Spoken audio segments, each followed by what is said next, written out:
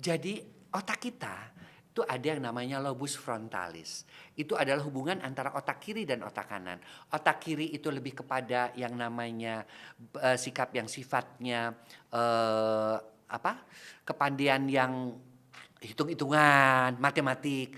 Otak kanan itu lebih kepada yang art, seni, keindahan, ya. Nah, dihubungkan oleh lobus frontalis. Nah, kalau orang terlalu banyak melakukan nonton pornografi, melakukan onani, apa yang terjadi?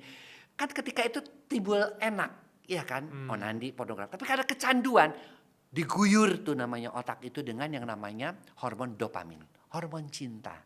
Nah, si dopamin yang terlalu banyak itu mengakibatkan apa? Kan kalau sudah melakukan hubungan seks saja atau seorang kita lemes. Kita rileks, ngantuk, pengen tidur. Akibatnya si otak itu karena sudah kepenuhan, dia lemes dan tidak bisa berpikir lagi sambungan itu. Akibatnya apa? Orang itu tidak bisa melakukan planning, rencana ke masa depan.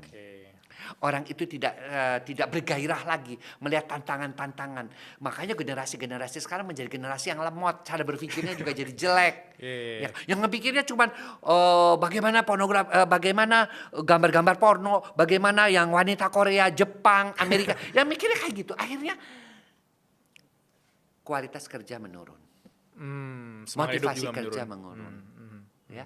Dan yang paling kita takutkan adalah mereka tidak bisa memutuskan sesuatu hal dengan wise, dengan bijaksana.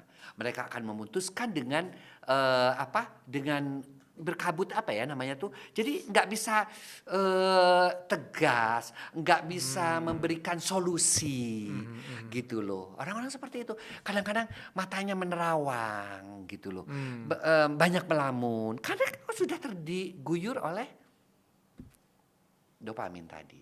Bahkan mengambil keputusan saja berat. Karena untuk nonton itu kan kita sebenarnya harus mengambil keputusan nonton atau enggak gitu. Makanya, karena dia sendiri udah berkabut, ya adiktif. Tapi kan dok, kita ini belum nikah. Boleh nggak onani? Boleh aja, sepanjang tidak berlebihan, is okay. Belajar seminggu sekali oke, kalau udah oke. Tapi kan itu kan saya takut juga itu dosa. Iya. Tapi ketimbang kamu melakukan hubungan seks, kita kan dalam hidup harus memilih nih. Ya, yang mana yang berbahaya, yang mana yang nggak terlampau berbahaya. Kalau kamu sebenarnya kalau bisa kamu seks itu kan energi, mengalihkan energi itu kamu lebih banyak naik gunung, kamu lebih banyak olahraga, kamu lebih banyak membaca hal-hal yang berkaitan misalnya tentang finansial ya. Saya sekarang meskipun saya dokter saya banyak belajar tentang finansial ya. Karena menurut saya itu yang kadang-kadang anak-anak itu kurang, apalagi Gen Z sekarang hidup lebih besar pasak daripada tiang, tidak mau menabung, tidak mau investasi.